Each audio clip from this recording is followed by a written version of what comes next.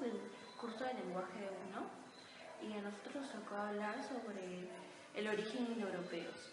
Los celtas, los germanos, los latinos, los eslavos, los griegos, los hititas, los kurdas, los armenios, los persas o los indios de los Vedas son pueblos indoeuropeos. Entre los diversos pueblos indoeuropeos existen algunas semejanzas que asombraron a los estudiosos como el siglo XIX. Se descubrió que el antiguo sánscrito, en el que estaban escritos los Vedas de la India, estaba emparentado con el latín, con el griego, con las lenguas eslavas y con los germanos.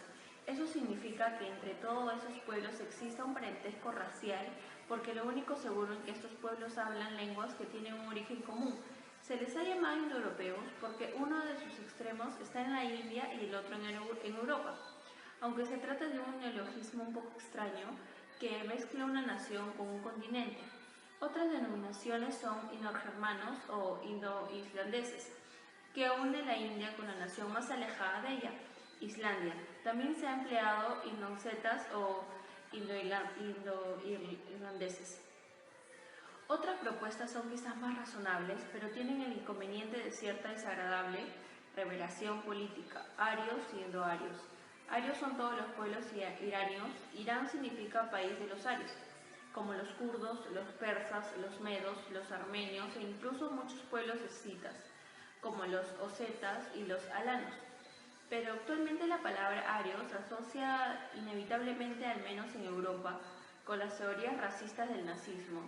La denominación indoeuropeo tiene el inconveniente de olvidar a los arios, que son uno de los tres grupos principales de estos pueblos, pero indoario parece dejar de lado a todos los pueblos que se agrupan bajo la denominación euro: eslavos, germanos, latinos, griegos, celtas. Una posibilidad sería eurarios, que incluye a todos los pueblos europeos, que incluye a los pueblos persas e indios también, puesto que los autores de los Vedas indios eran también arios.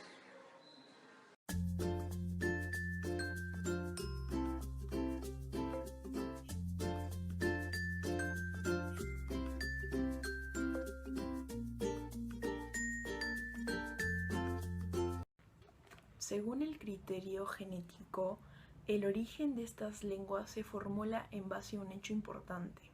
Los europeos llegaron a la India a finales del siglo XV. Los portugueses, los holandeses y los franceses se instalaron en la India, pero tardaron en aprender su cultura debido a que ellos eran muy reservados con su lengua y no la compartieron con los europeos. Esta se llamaba el sánscrito.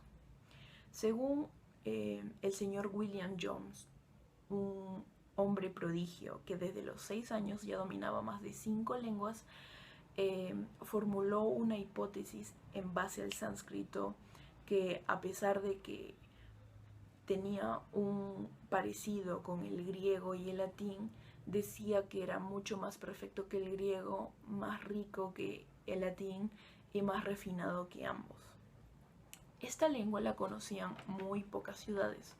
Una se encontraba en Roma, 2 eran ingleses, una en la ciudad de Wilkinson y Hamilton.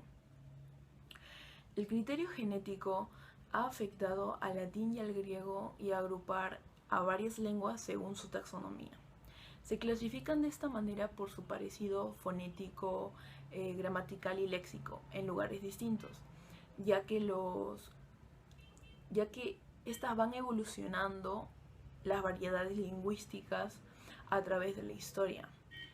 Esto explicaría también el parecido que hay en estos lugares, es decir, explicaría el por qué nosotros hablamos un lenguaje similar a otro país, compartiendo características de palabras o quizás un cambio fonético para expresarnos en algunas cosas. Las lenguas romances se han originado en un antepasado común, que es el latín vulgar, que es una lengua que conocemos a partir de testimonios escritos. Hablaremos un poco de la expansión del indoeuropeo. Van desde el extremo oriental de la India hacia el extremo occidental en Europa. En este mapa podemos ver cómo el indoeuropeo se expandió en Asia y Europa. En Europa hay 3 excepciones de las que no utilizaron esta lengua indoeuropea, sino otras, que son el vasco, el húngaro y el finlandés y estonio. En la actualidad las lenguas indoeuropeas permanecen en su mayoría al norte de la India. En esta imagen podremos ver qué tipos de lenguas indoeuropeas perduran hasta en la actualidad. Está el castellano, el gallego, el catalán, portugués, francés, italiano, rumano, entre otros. Para realizar esta hipótesis de reconstrucción de la lengua, se consideró establecer un protosistema gramatical con todos los niveles gramaticales posibles. Es decir, lo fonético, lo morfológico, lo sintáctico y lo léxico. No obstante, no debemos olvidar que actualmente no es posible dar una respuesta concreta a esta cuestión, ya que el testimonio indoeuropeo no permite por el momento relacionar o precisar sus características.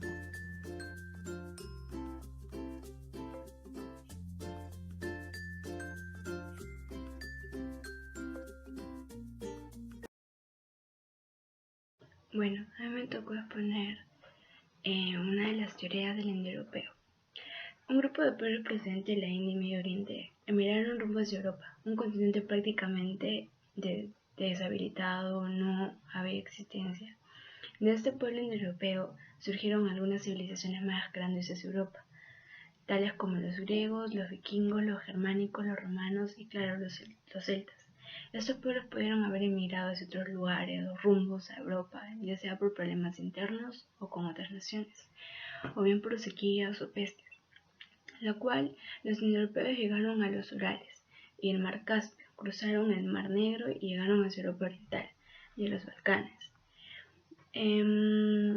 Posteriormente se indujeron más en Europa y llegaron a Alemania, Austria, Suiza y algunos subieron a los países nórdicos. Posteriormente se introdujeron más en la etapa de la cultura Hasselt. Se tienen registros de utensilios, armas, cuerpos momificados y algunos fósiles encontrados en Austria, y que marcan el inicio del pueblo celta. Posteriormente, los celtas avanzaron hacia Francia, las Islas Británicas, Irlanda y España. Las pruebas que se tienen de esta teoría son los menhires, dolmenes y demás huellas que dejó la cultura celta en Ucrania, los Balcanes y los antes mencionados en Austria, los cuales son hasta el momento los más antiguos o viejos encontrados en Europa. De ahí, esta teoría se divide en 3 etapas, las cuales son las que les voy a poder explicar ahora. La primera es el pre-protoindoeuropeo, es el antepasado hipotético de la gramática y es el escenario más viejo de la lengua. El segundo es el escenario correspondiente a una vez antes de la separación del proto-Anatolia, de la comunidad lingüística común donde debe haber coexistido. El 3 es el antepasado inmediato común de la mayoría de las protolenguas. Es aproximadamente el mismo gráfico de Burgamian, estático buscado desde el principio de estudios indoeuropeos, antes de que el hitita fuera descifrado. Bueno, espero que hayan podido entender.